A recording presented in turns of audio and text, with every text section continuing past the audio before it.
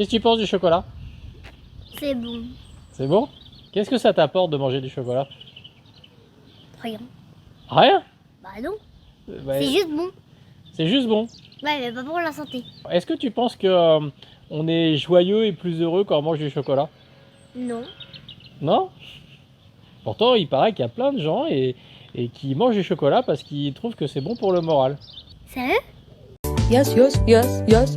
Bonjour, j'ai lu une étude récemment et je me suis dit que ça serait bien de vous la partager. Et donc je vais m'adresser à vous, les amateurs de chocolat. On sait depuis un moment que le chocolat a des effets sur le cerveau, mais il y a très peu d'études sur le sujet. Et cette étude qui est parue l'année dernière, d'une équipe coréenne, est l'une des seules qui traite d'une consommation à un certain moment donné, dans le temps limité de chocolat et les effets sur le cerveau et sur l'intestin. Alors qu'est-ce qu'ils ont fait? Ils ont pris des groupes de personnes de 20 à 30 ans qui mangeaient pas trop de sucre, tant qu'à faire, qui n'étaient pas diabétiques non plus, et on leur a fait manger 30 grammes de chocolat noir, 85% de cacao et 70% de cacao dans un autre groupe, évidemment un groupe témoin pour voir un petit peu ce que ça pouvait donner.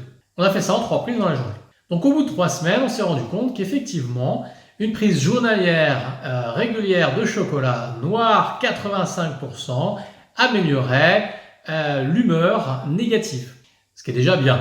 Par contre, ça ne change pas sur le bien-être ou les idées positives. Sérieux?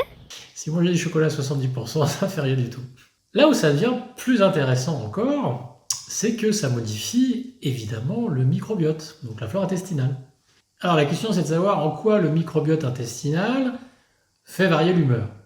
Quand on a analysé le microbiote, on s'est rendu compte qu'il y avait une bactérie qui avait augmenté. C'est une bactérie qu'on connaît bien dans son rôle avec l'axe intestin-cerveau. Cette bactérie est connue pour être sensible à l'inflammation et produit du butyrate, qui est une molécule qui modifie l'humeur chez l'animal. Cette étude a les limites puisque le nombre de personnes incluses dans cette étude n'est pas très important, mais par contre, elle a le mérite d'être l'une des premières à s'intéresser à ce que produit le cacao sur le microbiote. Là-dessus, il y a un bouquin de Denis Richer, c'est un ouvrage très intéressant, tout petit peu complexe quand même, pas forcément grand public, et vous apprendrez plein de choses, plein d'expériences scientifiques et rigoureuses sur le sujet. Donc si ça vous intéresse d'entendre de temps en temps des petites études comme ça, qui paraissent pas forcément dans la presse, vous me le marquez en commentaire et je me ferai un plaisir de vous transmettre à l'occasion quelques-unes qui me semblent intéressantes de vous partager. Pour tous ceux qui consomment un tiers d'une plaquette de chocolat noir 85%, sinon ça marche pas, eh bien vous continuez à le faire et vous aurez moins d'idées d'humeur négative, ce qui est vachement bien. Voilà, à plus tard.